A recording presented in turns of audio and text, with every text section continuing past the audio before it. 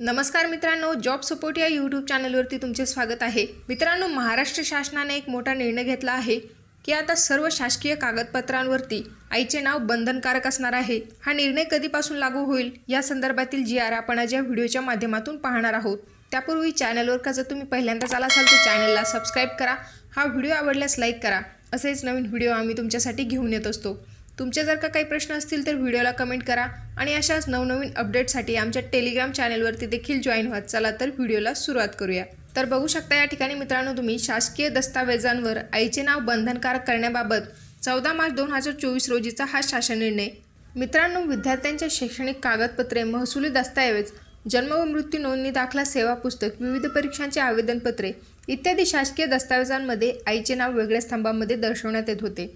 तथापि महिलांना पुरुषांबरोबर समानतेची वागणूक देण्यासाठी, तसेच समाजामध्ये महिलांप्रती सन्मानाची भावना निर्माण करण्यासाठी, तसेच एकल पालक महिला यांची संतती यांना देखील समाजामध्ये ताटमानाने जगता यावे यासाठी शासकीय दस्तावेजांमध्ये उमेदवाराचे नाव, आईचे नाव व नंतर वडिलांचे नाव व आडनाव अशा स्वरूपात नोंदवण्याचे बंधनकारक करण्याबाबत या शासन निर्णयाद्वारे मान्यता देण्यात आलेली आहे। सदर शासन निर्णय हा दिनांक 1 मे 2024 नंतर जन्माला आलेल्या व्यक्तींना लागू असणार आहे। यात जन्म दाखला, शाळा प्रवेश आवेदनपत्र, सर्व शैक्षणिक कागदपत्रे, जमिनीचा सातबारा, प्रॉपर्टीची सर्व कागदपत्रे, शासकीय निमशासकीय कर्मचाऱ्यांचे सेवा पुस्तक, सर्व शासकीय निमशासकीय कर्मचाऱ्यांच्या सॅलरी स्लिपमध्ये व शिधापत्रिका, रेशन कार्ड, मृत्यू दाखला या सर्व शासकीय कागदपत्रांमध्ये आता आईचे नाव लिहिणे बंधनकारक आहे। तथापि सार्वजनिक आरोग्य विभागाने जन्म मृत्यू नोंदवहीत आवश्यकता सुधारणा करून नोंद घेण्यासाठी केंद्र शासनाशी विचारविनिमय करावा।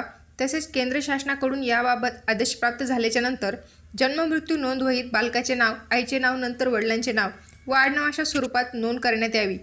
विवाहित स्त्रियांच्या बाबतीत सध्या अस्तित्वात असलेल्या पद्धतीनुसार त्यांच्या विवाहानंतरचे म्हणजेच तिचे नाव, नंतर तिच्या पतीचे नाव व आडनाव अशा स्वरूपात नोंदवण्याची प्रक्रिया सुरू ठेवण्यात येणार आहे। तसेच स्त्रीला विवाहापूर्वीच्या नावाने मालमत्ताच्या दस्तावेजांमध्ये नोंदवण्याची मुभा देखील ठेवण्यात आलेली आहे। यानंतर अनाथ व तत्सम अपवादात्मक प्रकरणी मुलांच्या जन्म मृत्यू दाखल्यात नोंद घेण्याबाबत देखील सूट देण्यात आली आहे। या शासन निर्णयाद्वारे आता आईच्या नावाचा समावेश वेगळ्या स्तंभात नोंदवण्याचा निर्णय घेण्यात आला आहे। तसेच प्राथमिक शाळेत इयत्ता पहिलीमध्ये विद्यार्थ्याचे नाव दाखल करताना दाखल खारीज नोंदवहीमध्ये विद्यार्थ्याचे पूर्ण नाव लिहिल्याच्या नंतर त्या शेजारी एका राखाण्यात विद्यार्थ्याच्या आईच्या नावाची नोंद करण्यात यावी। त्याचप्रमाणे विद्यार्थ्याला शाळा सोडल्याचा दाखला देताना त्यामध्ये विद्यार्थ्याचे संपूर्ण नाव लिहिल्याच्या नंतर त्याखाली विद्यार्थ्याच्या आईचे नाव लिहिण्यात यावे। तसेच या ठिकाणी बघा, घटस्फोटातील पती पत्नी व आई वडिलांचा घटस्फोट जर झालेला असेल, अशा प्रकरणी त्यांना असणाऱ्या अपत्यांची कस्टडी न्यायालयाने त्यांच्या आईकडे दिली असेल, अशा घटस्फोटातील आईने महिलेने अपत्यांच्या नावापुढे त्यांच्या वडिलाच्या नावाच्या ऐवजी त्यांच्या आईचे नाव लावावे। अशा प्रकारे वरील शासन निर्णयात आईच्या नावाचा उल्लेख वेगळ्या स्तंभात दर्शवण्याचा निर्णय घेण्यात आला आहे। सदर शासन निर्णय पाहण्यासाठी महाराष्ट्र.gov.in या संकेतस्थळावरती उपलब्ध करून देण्यात आलेला आहे।